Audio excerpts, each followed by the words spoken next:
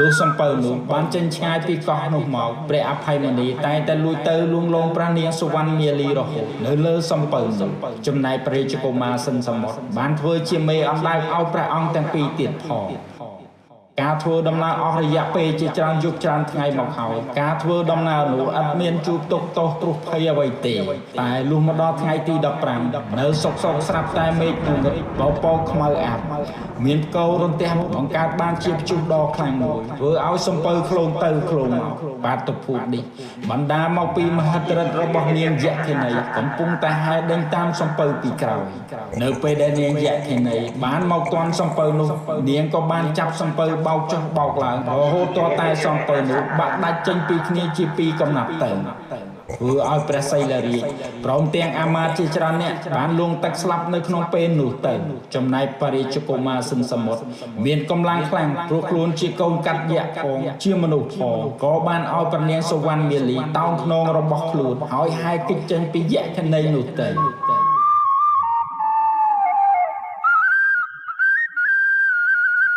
ចំណែកព្រះអភ័យមនីនិងសេនារបស់ព្រះអង្គទ្រង់បានតោងកំណាត់ឈើហើយព្យាយាមបណ្ដែតខ្លួនទៅកាន់កោះក្បែរនោះទៅព្រះអភ័យមនី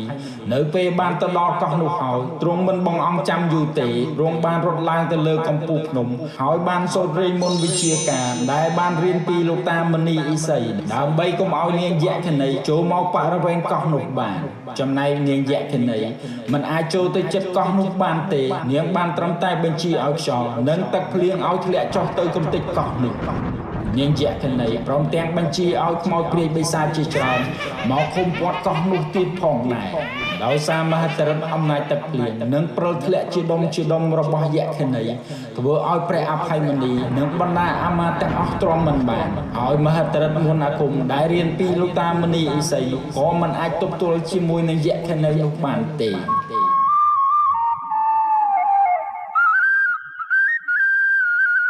ពេលនោះព្រះអភ័យមនីក៏បានសម្រេចចិត្តលាចាកសិក្ខាបទពីការសុំសិលក៏បានប្រើវិជ្ជាផ្លុំខ្លុយរបស់ខ្លួនបានលឺសំឡេងដែលមានមហិទ្ធិឫទ្ធិដ៏ខ្លាំងក្លាព័ទ្ធជុំវិញកោះនោះ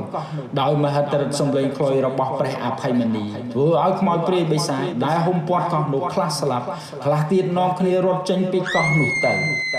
ចំណែកនាងយក្ខិនីពេលដែលបានឮសំឡេងខ្លុយរបស់ព្រះអភ័យមនីហើយនាងឈឺចុកចាប់ស្រែកយំយ៉ាងវេទនាតែទោះជាយ៉ាងណាក៏ដោយនាងយក្ខិនីមិនព្រមរត់ទៅណាទេដោយនាងស្រឡាញ់ព្រះអភ័យមនីខ្លាំងពេក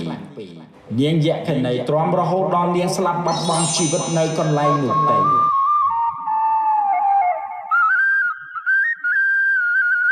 នៅពេលនាងយក្ខិនីបានស្លាប់ហើយរូបរាងរបស់នាងបានคล้ายទៅជាដុំថ្មដ៏ធំមួយនៅមាត់សមុទ្រនោះឯងចំណែកពួកអាមាត្យ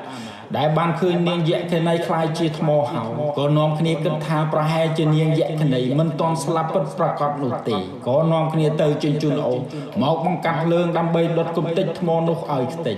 នៅពេលពួកអាមាត្យកំពុងតែរៀបដុតភ្លើងនោះហើយក៏បានឮសំឡេងជួរបន្លឺពីលើកំពូលភ្នំស្រាប់តែពេលនោះក៏ប្រកាសខ្លួនតបោះស្លៀកឈុតស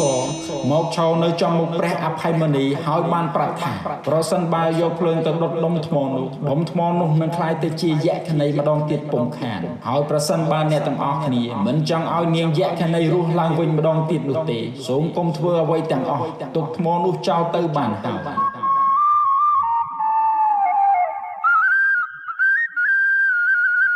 ពេលព្រះអភ័យមនីឮដូច្នោះហើយក៏បញ្ជាឲ្យអាមាត្យឈប់ដុតថ្មនោះទៅហើយព្រះអង្គទ្រង់បានសាងផ្ទោមួយនៅជិតដុំថ្មនោះដើម្បីសម្ដែងនៅការអស់លោះអាល័យចំពោះនាងយក្ខិនីនោះទៅ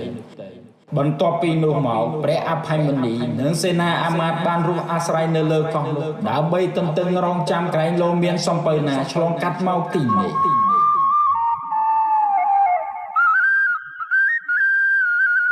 ចំណែកព្រះកុមារសិនសមុទ្របាននាំព្រះនាងសុវណ្ណមាលីហើយគេចចេញពីយក្ខិនីនោះមកអស់រយៈពេល7យប់7ថ្ងៃហើយក៏បានហែមកដល់កោះមួយហើយក៏បានសម្រេចចិត្តចូលទៅសំណាក់អាស្រ័យនៅលើកោះនោះមួយផ្លែតនៅពេលព្រះអង្គទាំងពីរសម្រាប់បានមួយផ្លែតស្រាប់តែពេលនោះមានសំពៅចៅសមុទ្រមួយក្រុមបានចូលមកចតនៅលើកោះនោះដែរចៅសមុទ្រនោះមានឈ្មោះថាសូរ៉ា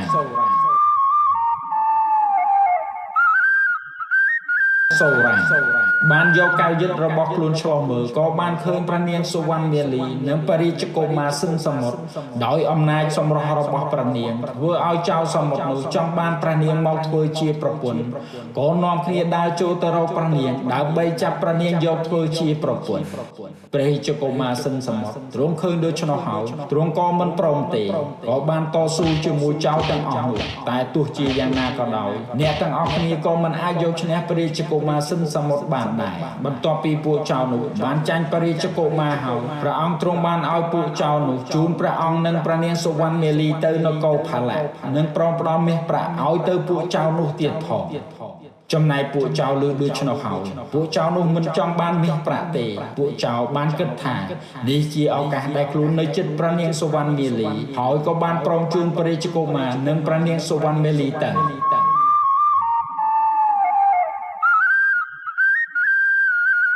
នៅពេលដែលកំពុងធ្វើដំណើរពួកចៅបានលួងលោមឲ្យព្រះរាជកុមារសិនសមុទ្រផឹកស្រាជាមួយខ្លួនណាមួយព្រះរាជកុមារសិនសមុទ្រទ្រង់ទៅតែធំនិងមិនស្គាល់អ្វីទៅហៅថាស្រាក៏ផឹកជាមួយពួកចៅសមុទ្រនោះទៅរហូតទាល់តែសន្លប់